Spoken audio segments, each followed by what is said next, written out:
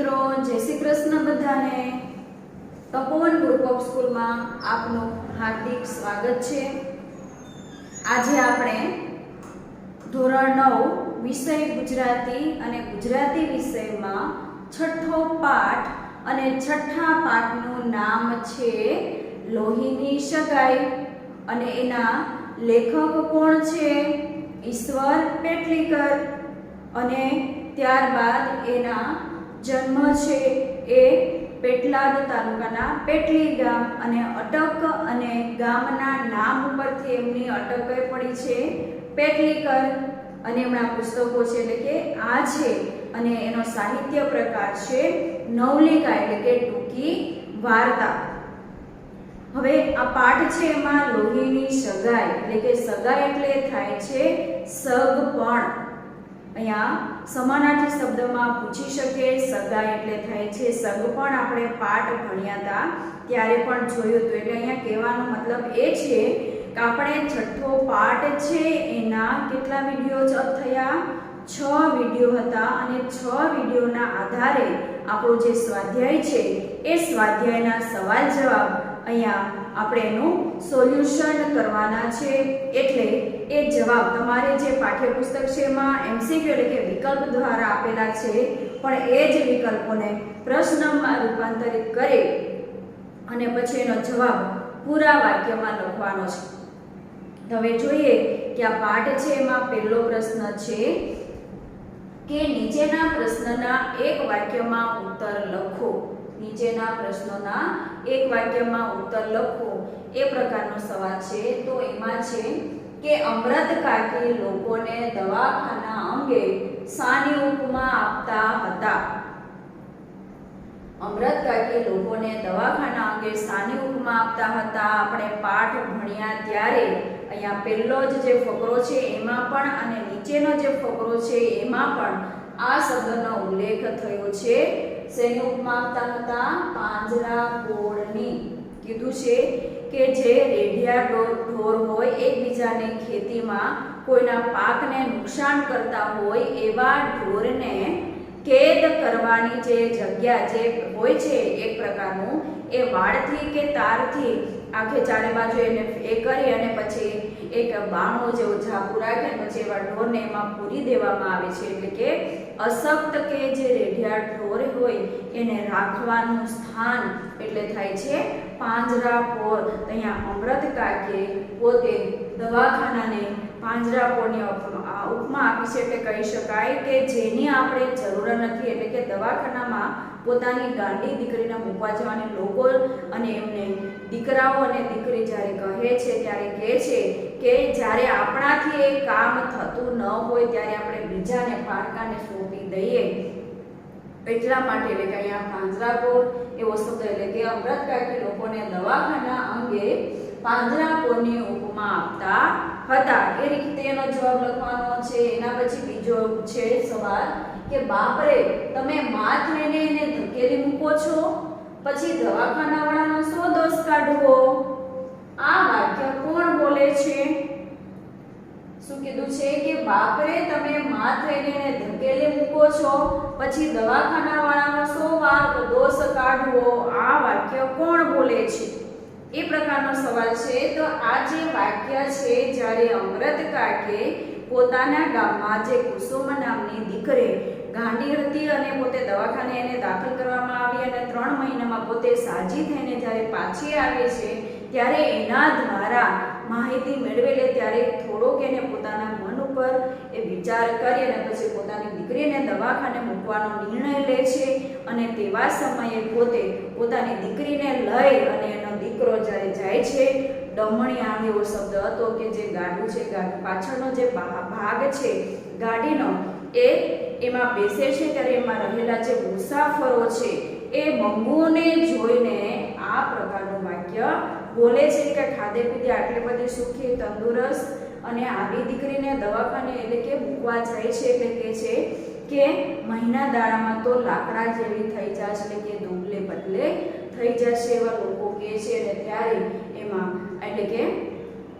એટલે કે માથે એને તમે દવાખાનામાં મોકલે કે એમાં શો દોષ એટલે કે આ પ્રકારનું વાક્ય એ ગાડીના મુસાફરો બોલે છે. એના પછીનો ત્રીજો સવાલ છે કે અમૃત કાકી મંગોની નાતમાં વલટાઈ ગયા. એટલે શું કહે છે કે અમૃત કાકી મંગોની નાતમાં વલટાઈ ગયા. આ જે વાક્ય છે ખરેખર આપણને વિચાર કરતો મૂકે. જે તમે જ્યારે પણ સમય મળે એટલે પાઠને તમે પૂરા મનથી વાંચો ત્યારે મા પ્રત્યેનો આપણો જે વાત્સલ્ય એટલે કે મા આપણા માટે શું કરે છે આપણને ભાસ થશે. એટલે કે આ પ્રકારે કે મંગુની જેમ ગાંડા થઈ ગયા.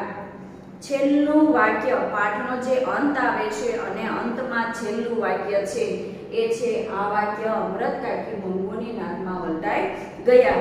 આ વાક્ય છે અને આ વાક્યનો અર્થ થાય છે કે પોતાની દીકરીથી દૂર રહેલા અમૃત કાકી જેવી એમની દીકરી મંગુની હાલત હતી એવી જ હાલત અહીંયા મંગુ એટલે કે અમૃત કાકીની પણ થઈ જાય છે.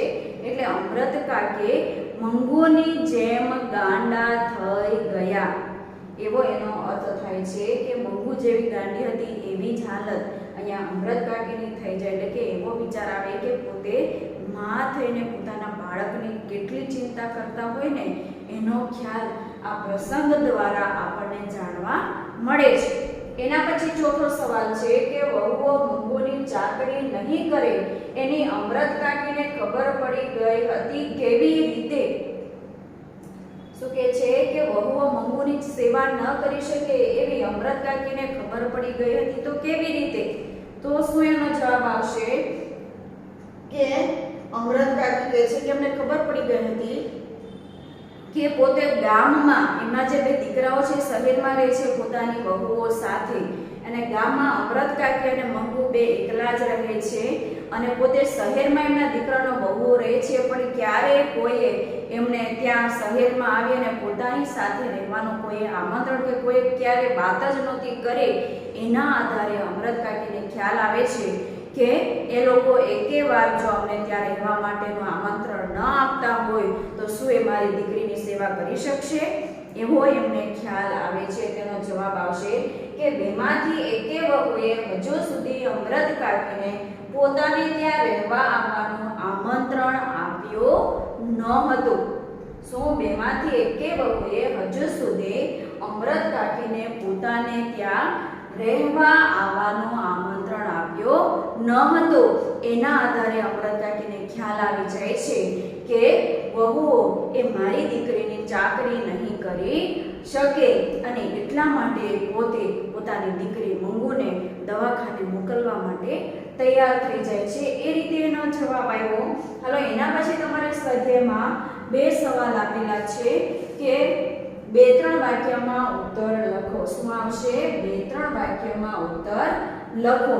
તો એમાં શું કીધું છે કે દવાખાનામાં મંગુને જે ઓરડામાં રાખવાની હતી તે ઓરડો અમૃત કાકી શા માટે જોવા માંગતા હતા.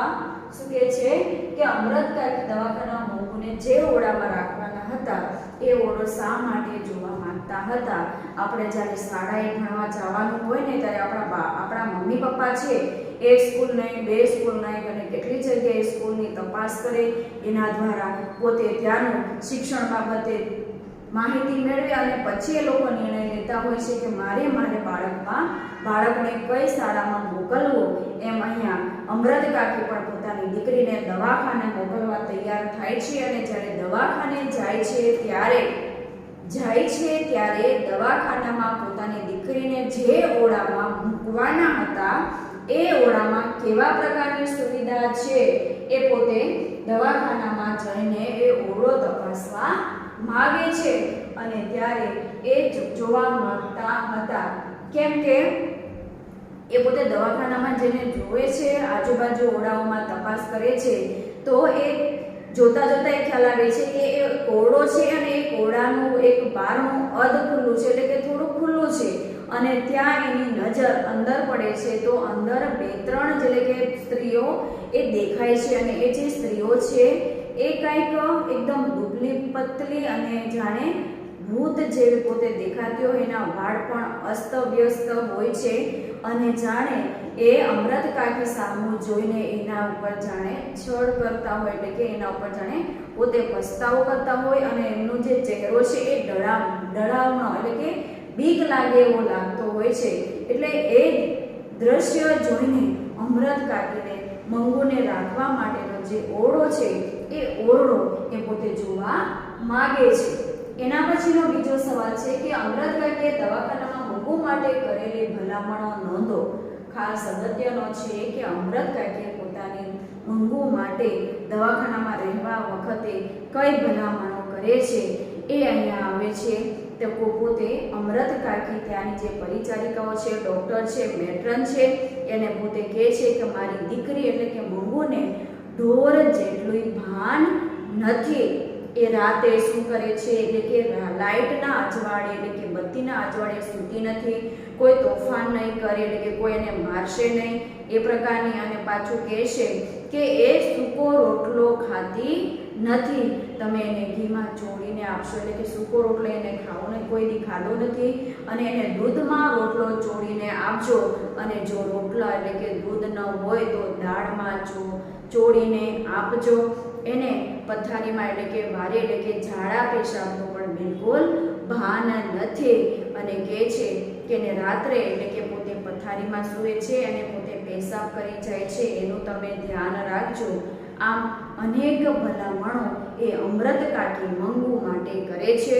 એ મેં તમને વિડીયો લેક્ચરમાં જોયા હતા ત્યારે મેં તમને વાત કરી હતી. એમાં તમને સવાલનો જવાબ એક સાથે મંગુ જે બોલે છે, અમૃત કાકી જે બોલે છે એ તમારે આવરી લઈ અને આમાં તમારે લખવાનું રહેશે. એના પછી છે નીચેના પ્રશ્નના ઉત્તર સવિસ્તર લખો.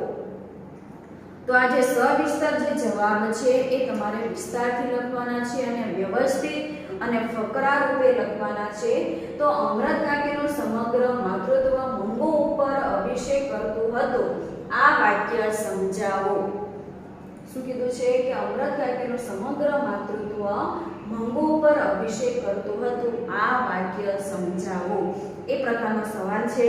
મોસ્ટ આઈએમપી છે આ 3 સવાલ.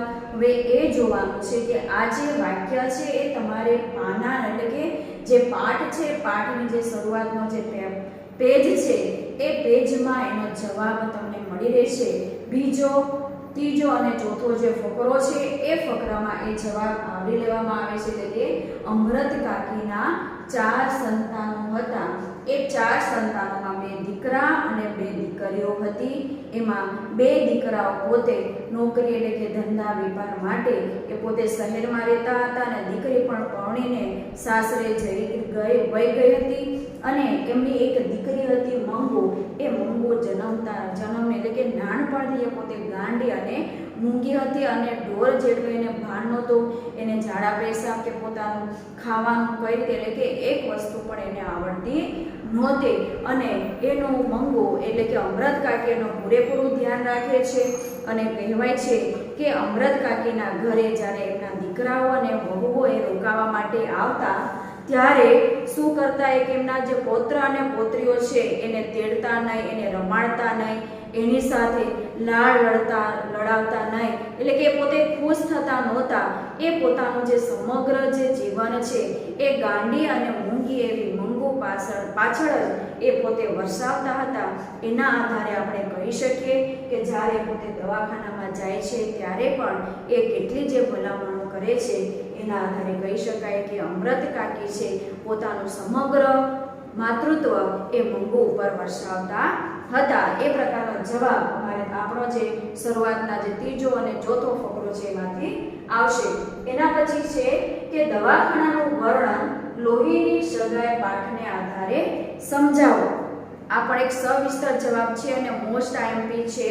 તો અહીંયા લોહીની સગાઈ પાઠ છે એમાં આપણે જે વિડીયો જોયા, જે લેક્ચર જોયા એને આધારે તમને ખ્યાલ આવશે કે દવાખાનામાં કયા પ્રકારની સુવિધા હોય છે. તો અહીંયા અમૃત કાકી જે દવાખાને મૂકવા માટે જાય છે ત્યારે ત્યાં દવાખાનામાં શું હોય છે એના ઉપર અમૃત કાકી ધ્યાન રાખે છે. અને ત્યારે એ પોતે જાય છે ત્યારે દવાખાનામાં એ મુલાકાતનો સમય હોય છે અને એવા સમયે મુલાકાતીઓને ત્યાં મળવા માટે આવે છે. અને તેવા સમયે સ્વજનો ઘરેથી તૈયાર કરીને લાવેલું જે ભાથું છે એ ભાથું ત્યાંના જે દર્દીઓ છે એને જમાડે છે અને એવા સમયે એક બાઈ છે એ માટે એક પતિ એના માટે એક રસોઈ લઈને આવે છે અને જે બાઈ છે પોતે ના પાડે છે, છણકો કરે છે, છતાં પણ પરિચારિકા એની સાથે હાસ્ય કરે છે અને પ્રેમથી વર્તન કરી અને પછી એનું મોઢું લૂછી આપે છે, એટલે કે મોઢું ધોઈ આપે છે, લૂછી આપે છે અને પછી એને ખવડાવે છે. એ પ્રકારનો અમૃત કાકીએ જોયું હતું. એના પછી કોઈની સાથે જે ગાંડી છે એ પોતે એની સાથે પ્રેમપૂર્વક વર્તન કરે છે અને પરિચારિકાઓ મંગુ વિશે કેટલી ભલામણો કરે છે, છતાં પણ કોઈ એને કે બધા એને ધીરજ રાખવાનું કહે છે અને બધા એમની સાથે પ્રેમથી જ અને હળવાશથી એમની સાથે વાતો કરે છે. એનાથી એમને સંતોષ થાય છે અને અમૃત કાકી અને દર્દીઓના ખંડમાં જઈ જોવાની ઈચ્છા હતી પણ કહે છે કે પોતે કે દવાખાનામાં દર્દીઓને ખંડનું જોવા માટેનો કાયદો નથી. એ પ્રકારનો એ પોતે જે વાત કરે છે. એના પછી એ પોતે શું કરે છે કે પરિચારિકા છે મંગુના હાથમાં રૂમાલ આપે છે અને પછી અમૃત કાકીના હાથમાંથી ઘોડામાંથી મંગુને એ પોતે પોતાના એના ખંડ તરફ લઈ જાય છે. આ પ્રકારનું દ્રશ્ય એટલે કે દવાખાનામાં જોઈ અને અમૃત કાકીને પોતાને દવાખાના ઉપર થોડો વિશ્વાસ થાય છે. એટલે કે આ રીતે ત્યાં લોહીની સગાઈ પાઠને આધારે અહીંયા દવાખાનાનું જે વર્ણન છે એ આપણે જોઈ શકીએ. એના પછી છે કે મંગુને દવાખાને મૂકવા જતા પહેલાની અમૃત કાકીની માનસિક સ્થિતિનું વર્ણન કરો. અહીંયા અમૃત કાકીની માનસિક સ્થિતિ એટલે કે પોતાની દીકરીને જે દિવસે નક્કી કરે છે કે મારી દીકરીને દવાખાને મૂકવા જવાની છે તે દિવસથી એમના મનમાં અનેક પ્રકારના વિચારો આવે છે અને એ વિચારો કયા છે એને લગતો સવાલ અહીંયા આપણને સ્વાધ્યાયમાં આપેલો છે. તો અહીંયા જે સવાલ છે એમાં પણ કહી શકાય કે અમૃત કાકી એટલે કે એમના ગામમાં કુસુમ નામની એક દીકરી છે, ગાંડી થઈ ગઈ હતી અને એ ગાંડી થયેલી દીકરીની માતા ન હોવાથી એને દવાખાને દાખલ કરી હતી અને દવાખાને દાખલ કરી હોવાથી એ 3 મહિનામાં સાજી થઈને પાછી આવે છે અને એ પોતે એને સમાચાર જાણે છે. પછી એ પોતે મંગુની એટલે કે કુસુમ પાસે જાય છે અને પછી દવાખાના અંગેની જે ઘટના છે, કેવા પ્રકારની સારવાર થાય છે એના વિશે જાણે છે અને એ જાણી અને પછી અમૃત કાકીને એમ થાય છે કે હું તો ધીમે ધીમે વૃદ્ધ થતી જાઉં છું, કે મારી ઉંમર એટલે કે ધીમે ધીમે વધતી જાય છે, હું કાયમ માટે નથી રહેવાની, તો પછી મારી મંગુનું શું થશે, કે મારી જે દીકરાની વહુઓ છે કે મારી દીકરીની સેવા નહીં કરે એવો નિર્ણય કરી અને પછી પોતાના જે દીકરીને એ દવાખાને જવા માટે નક્કી કરે છે અને પછી એ પોતાના દીકરાને પત્ર લખે છે અને પત્ર લખી અને એનો દીકરો પાછો આવે છે. પણ જે દિવસે એમણે નક્કી કર્યું તે દિવસથી એમને રાત્રે ઊંઘ પણ આવતી નથી. અનેક પ્રકારના વિચારો આવશે કે ત્યાં શું મારી દીકરીનું ધ્યાન રાખવામાં આવશે, કે પોતે પેશાબ કરશે તેનું શું થશે, એને કોઈ મારશે તો એનું શું થશે, એને પૂરતું ખાવા મળશે કે નહીં મળે. એ સિવાય અને પોતે એમ વિચારે છે કે પોતે માં થઈને જો હું મારી દીકરીની સેવા ન કરી શકે એમ હું માયની પારકી માં છું. અને એ પણ કહે છે કે જો કદાચ હું ન હોઉં તો પોતે તે નહીં પણ પારકા જો કદાચ એની સેવા કરે તો. અને બીજું એના મનમાં વિચાર આવે છે કે કદાચ એના નસીબમાં દવાખાને જવાનું લખ્યું હોય અને ત્યાં જઈને જો કદાચ એનામાં સુધારો થઈ જાય અને કદાચ સુધારો થઈ જાય અને એને ગમી જાય તો પોતે ત્યાં જ રહી જાય, એટલે પોતાને એના ઉપર સંતોષ એટલે કે વિશ્વાસ બેસે કે હું તો નહીં પણ પારકા તો એની તે સેવા કરે છે. એ પ્રકારે એને વિચાર આવે છે. એના પછી બીજો એ વિચાર આવે છે કે પાછા એમ થાય છે કે મેં ખોટી ઉતાવળ કરી છે. અત્યારે શિયાળાનો સમય છે, શિયાળામાં ઠંડી હોય છે અને ઠંડીમાં એને ઓઢાડશે કે નહીં, એને અને વારે ઘડીએ પેશાબ કરી જશે, તેના કપડાં કોણ બદલી જશે. આવા અનેક પ્રકારના પ્રશ્નો અહીંયા અમૃત કાકીને સતાવે છે. એમને રાત્રે ઊંઘ પણ આવતી નથી અને આવો વિચાર કરતા કરતા અમૃત કાકી પોતે રડવા લાગી જાય છે અને રડતા રડતા એમના આંખમાંથી આંસુ પડે છે. એનાથી ઓશિકા પણ પલળી જાય છે. એ પ્રકારનો જવાબ અહીંયા આવે છે. એ પણ આપણે જે ત્રીજો અને ચોથો જે ચોથો, પાંચમો અને છઠ્ઠો જે લેક્ચર જોયો હતો એમાંથી જવાબ આવે છે, એટલે એના આધારે તમે એના જવાબ લખી શકો. હવે એના પછીનો છે કે સમાનાર્થી શબ્દોના અર્થ લખો. અહીંયા તમારું જે સ્વાધ્યાય છે, સ્વાધ્યાયમાંથી જે સમાનાર્થી શબ્દો છે એ લીધા છે અને બીજા કેટલાક એ સિવાયના શબ્દો સમાનાર્થીમાં એમાં આવી શકે. એમાં સમાનાર્થી શબ્દો છે તમારા પરીક્ષામાં પૂછાતા હોય છે. તો એ છે શિલાજીત. શિલાજીત એટલે થાય છે એક ઔષધિ, એક દવા છે. તમે આયુર્વેદિક જે દવાઓ બનાવતા હોય, અમારા ટીવીમાં જે એડ આવતી હોય ને ત્યારે આ પ્રકારના દવાઓના નામ બોલાતા હોય છે, એટલે કે આવી એક ઔષધિ છે. એના પછી છે પરિચારિકા, એટલે થાય છે સેવિકા અથવા નર્સ, જેને આપણે અંગ્રેજીમાં કહીએ છીએ પણ આપણે અહીંયા ગુજરાતી અર્થ લખવાનો છે એટલે પરિચારિકા એટલે થાય છે સેવિકા. એના પછી ઉપચાર, ઉપચાર એટલે થાય છે સારવાર. એના પછી છે વસવસો એટલે કે અફસોસ, મનમાં જ રહી જવું એટલે કે અફસોસ રહી જાય, તો કોઈ આપણાથી કામ નહીં થાય ત્યારે આપણને અફસોસ રહી જાય. એના પછી ભાળવણી એટલે કે અહીંયા ભલામણ, પોતે જે આપણે જઈએ તો આપણે અનેક પ્રકારની ભલામણો કરીએ. હવે એના પછી થાય છે ક્રૂર એટલે થાય છે ઘાતકી. ક્રૂર એટલે ઘાતકી. એ પ્રકારના શબ્દો અહીંયા તમારે જે છઠ્ઠો પાઠ છે એમાં ઘણા બધા શબ્દો એવા હોય છે કે સમાનાર્થી શબ્દો છે. આવા સમાનાર્થી શબ્દો, એના પછી રૂઢિપ્રયોગ, સમાનાર્થી પછી આપણે વિરોધી શબ્દો જોઈએ. સમાનાર્થી શબ્દો, સમાનાર્થી શબ્દોમાં આપણે છેલ્લે જોયું હતું કે અસ્ત વ્યસ્ત એટલે કે જથર વથર એ પ્રકારનો શબ્દ છે, એનો અર્થ થાય છે અસ્ત વ્યસ્ત. એવા ઘણા બધા શબ્દો છે કે જે આપણા સમાનાર્થીમાં પૂછાઈ શકે.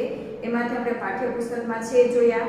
એ સિવાયના શબ્દો છે કે સગાઈ. તો સગાઈ એટલે આપણે પાઠ ભણ્યા હતા ત્યારે આપણે સમજી લીધું હતું.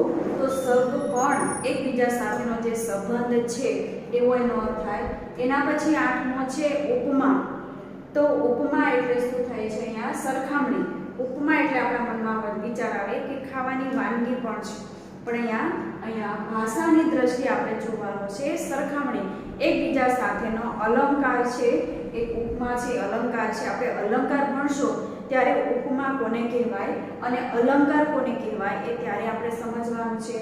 એના પછી છે વિરોધી શબ્દો.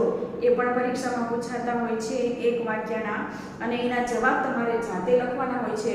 એમાં વિકલ્પો આપવામાં આવતા નથી. એટલા માટે અને તમારે પાઠ્યપુસ્તકમાં છે, પણ તમે પાઠ્યપુસ્તક ન હોય તો તમે એના આધારે લખી શકો એટલા માટે છે. ત્યાં વિરોધી શબ્દોના અર્થ તો પહેલું છે પરોક્ષ. પ્રત્યક્ષ એટલે એનો અર્થ થાય છે પરોક્ષ. બીજું છે વખાણ, વખાણ એટલે નિંદા. એના પછી ત્રીજું છે મૂંગું એટલે વાચાળ. એના પછી ભીનું એટલે થાય છે સૂકું. એના પછી વ્યક્ત એટલે કે અવ્યક્ત.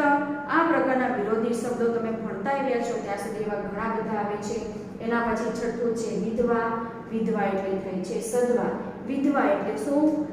જેનો પતિ મૃત્યુ પામે એને કહેવાય વિધવા. હવે જેનો પતિ હયાત હોય એને કહેવાય છે સૌભાગ્યવતી. એ પ્રકારનો એટલે કે અહીંયા વિધવા, એની સામે સધવા. અહીંયા જેનો પતિ મૃત્યુ પામે એને વિધવા કહેવાય, અને જેની પત્ની મૃત્યુ પામે એટલે કે અહીંયા સધવા. એ પ્રકારના છે. એના પછી સાતમો છે ભાન. ભાનમાં હોય તે, અને જે આપણે ખબર જ ન હોય એનો થાય છે એનો વિરોધી બેભાન.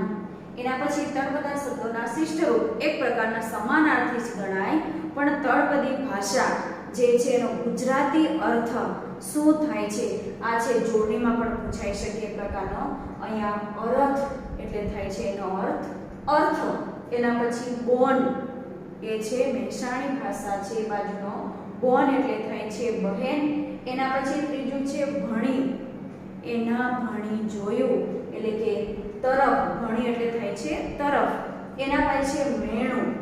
મૃત્યુ પામે ત્યારે કાઠિયાવાડી લોકો કે બીજા જે લોકો હોય છે આ પ્રકારના શબ્દોનો પ્રયોગ કરતા હોય છે. મેણું એટલે થાય છે મરણ, જે વ્યક્તિ મૃત્યુ પામે તે. અને આ શબ્દ ક્યારે એ મુસાફરી કરતા હોય એવા સમયે બોલાતો આ શબ્દ છે. એના પછી છોડી એટલે થાય છે છોકરી. આપણે ભાષામાં જે બોલાતી હોય એમાં શબ્દનો પ્રયોગ થાય છે, એટલે ઘણા જે બોલતા હોય એને આધારે ખ્યાલ આવી જાય, પણ એ સિવાયની જે બોલે છે એ લોકોને આનો અર્થ ખ્યાલ આવતો નથી. એટલા માટે આ તળપદી શબ્દના અર્થ આપેલા છે. એના પછી રૂઢિપ્રયોગનો અર્થ લખો. તો એમાં પહેલો આપણા જે પાઠ્યપુસ્તક છે એમાં ઘણા બધા રૂઢિપ્રયોગ આપેલા છે, પણ એમાંથી જે પરીક્ષામાં પૂછાઈ શકે એટલા જ મેં રૂઢિપ્રયોગ અહીંયા લીધા છે. તો એમાં પહેલો જ છે હરખ પદુડા થઈ જવું. અહીંયા હરખ પદુડા ન થતા હતા એ પ્રકારના આપણે વાક્યમાં છે, પણ અહીંયા આનંદથી ગાંડા ઘેલા થઈ જ, એટલે કે ખૂબ જ ખુશી થવી એ પ્રકારનો એનો અર્થ થાય. અને એના પછી બીજો છે સમસમી જવું. સમસમી જવું એટલે કે કોઈ કાર્ય આપણી સાથે એવું બની જાય તેને જોઈને આપણને ગુસ્સો આવી જવો, એટલે કે ધૂંધવાઈ જવું, શું કરું ન કરું એવું આપણને કંઈ ભાન રહેતું નથી. એટલે અહીંયા ભાષાની દ્રષ્ટિએ આપણે કહી શકીએ કે સમસમી જવું એટલે થાય છે ધૂંધવાઈ જવું. એના પછી ત્રીજો રૂઢિપ્રયોગ છે હૈયો ભરાઈ આવો. કોઈ આપણી સાથે દુઃખદ ઘટના બને કે કોઈ આપણને દુઃખ લગાડ્યું હોય ત્યારે આપણું હૃદય છે ભરાઈ જાય છે અને આપણા આંખમાંથી આંસુ નીકળવા માંડે છે. એવા સમયે આ પ્રકારના શબ્દોનો પ્રયોગ કરી શકાય. એટલે હૈયું ભરાઈ આવવો એટલે થાય છે દુઃખથી કે લાગણીથી રડવું રડવું થઈ જવું. જ્યારે દુઃખ આવે ત્યારે આપણે રડતા રડતા અટકી જઈએ છીએ, જો સહન નહીં થાય આપણે રડી પડીએ છીએ. એટલે આપણી જે ગુજરાતી જે ભાષા છે ખૂબ જ સરસ અને એવી ભાષા છે. આપણા જેવી ભાષા બીજે ક્યાંય આપણને જોવા મળતી નથી. અને ત્રીજું વારે ધાવું. વારે ધાવું એટલે થાય છે સહાય કરવા આગળ આવવું. વારે એટલે કે સહાય એટલે કે કોઈ મુશ્કેલીમાં હોય એને મદદ કરવા આગળ આવવું. એના પછી ગોઠી જવું. ગોઠી જવું એટલે કે ગમી જવું, પણ અહીંયા અર્થ લેવાનો છે ફાવટ આવવી. એટલે કે ફાવટ એટલે કે આપણને બધું ગમવા માંડવું, અહીંયા આપણને રહેવાનું ગમવા માંડે એટલે કે ફાવટ આવે. એના પછી છઠ્ઠો છે હૈયું કકડી ઉઠવું. હૈયું કકડી ઉઠવું. અહીંયા ઉપરનો રૂઢિપ્રયોગ આ રૂઢિપ્રયોગ છે એ બંધ બેસતો છે, છતાં પણ અહીંયા અને અહીંયા બે જે ભાષા છે એમાં અંતર છે. એટલે એના માટે રૂઢિપ્રયોગમાં લખ્યું છે કે હૃદયમાં દુઃખ થવું અને દુઃખથી રડું રડું થઈ જાય એ પ્રકારનો અર્થ. એટલે કે આમ જોઈએ તો જે આપણે દુઃખ હોઈએ એના આધારે પણ ભાષાની દ્રષ્ટિએ આ પ્રકારના શબ્દનો પ્રયોગ કરેલો છે, એટલા માટે એનો અર્થ આ રીતે લખેલો છે. એના પછી છે શબ્દ સમૂહ માટે એક શબ્દ લખો. આપણે પરીક્ષામાં પૂછાય છે અને પાઠ્યપુસ્તકમાં ક્યાંક જ તમને જોવા મળશે, નહીં તો ન જોવા મળે આપણે ભણીએ ત્યારે. એટલે એવા સમયે પણ એમાં શબ્દ કીધો છે. અને એના પછી શબ્દ અહીંયા પરીક્ષામાં પૂછાય છે, બાહ્ય પરીક્ષાઓમાં પણ પૂછાય છે અને આપણે પરીક્ષા લેવાય છે એમાં પણ પૂછાય છે. અને એમાં પણ આપણે જાતે લખવાનું છે, એમાં કોઈ વિકલ્પો આપતા નથી. એટલે કે અહીંયા પહેલું જ છે અશક્ત કે દુબળા ઢોરને રાખવાનું સ્થાન. અશક્ત કે દુબળા ઢોરને રાખવાનું સ્થાન એટલે થાય છે પાંજરા પોળ. પરીક્ષામાં પૂછાશે એટલે યાદ રાખજો. મૃત્યુ પામ્યા પછી એનો નજીકનો સગો સબના કાન પાસે જઈ ઠૂઠવો મૂકે તે. અહીંયા એ છે એનો અર્થ થાય છે મરણ ભોગ. જેણે જેણે આ દ્રશ્ય જોયું હશે એટલે ખ્યાલ આવશે કે કોઈના ઘરે મરણ પામે ત્યારે એના સગાવાલા છે ત્યાં આવતા હોય છે.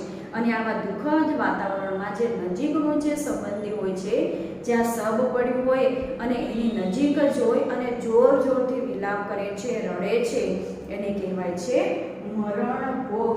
એટલા માટે કીધું છે મૃત્યુ પામ્યા પછી એનું નજીકનો સગો સબના કાન પાસે જઈ ઠૂઠવો મૂકે તે.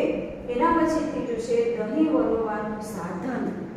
કાઠિયાવાડી લોકો છે એને ખબર જ હશે દહીં વલોવાનું. આપણા ઘરે પણ મમ્મી છે એ દૂધ ગરમ કરી એમાંથી તર કાઢી અને પછી એ બ્લેન્ડર ફેરવતા હોય છે, પણ બ્લેન્ડર હોય છે. પણ જેના ઘરે દૂધનું હોય, જેના ઘરે ઢોર વધારે હોય ને વધારે દહીં હોય ત્યારે આ વલોણું છે એ લાકડાનું બનાવેલું હોય છે. એને હાંડા કે માટલા ઉપર મૂકી અને ઇલેક્ટ્રિક અને ઘણીવાર પહેલાંના સમયમાં સામ સામે દોરડું બાંધી, એટલે કે બે જણા હોય કાં તો એક જણા દોરડું બાંધી અને જે વલોવતા હોય છે. એટલા માટે અહીંયા વલોણું આ રીતે જે છઠ્ઠો પાઠ છે એ છઠ્ઠા પાઠના સ્વાધ્યાયના સવાલ જવાબ આ રીતે તમારે સરસ રીતે સારા એવા અક્ષરોમાં ચેકચાક કર્યા વગર ક્રમબદ્ધ રીતે તમારે લખી રાખવાના રહેશે અને એ સવાલના જવાબ તમારે તૈયાર કરતા રહેવાનું, જેથી જ્યારે પરીક્ષા આવે ત્યારે તમે એ વાંચી અને એને આધારે તમે પરીક્ષામાં લખી શકો અને સારા એવા માર્ક્સ લઈ શકો એવી જ આશા અમારી છે. આ રીતે આપણા જે છઠ્ઠો પાઠ છે એ છઠ્ઠા પાઠના 7 લેક્ચર થાય છે. 1 થી 6 માં એની વાંચન અને અર્થ અને સમજૂતી સાથે છે અને જે 7મો જે લેક્ચર છે એમાં તમારું સ્વાધ્યાય આખું આવી જાય છે. આ રીતે આપણો છઠ્ઠો પાઠ પૂર્ણ થાય છે. અસ્તુ. જય હિન્દ.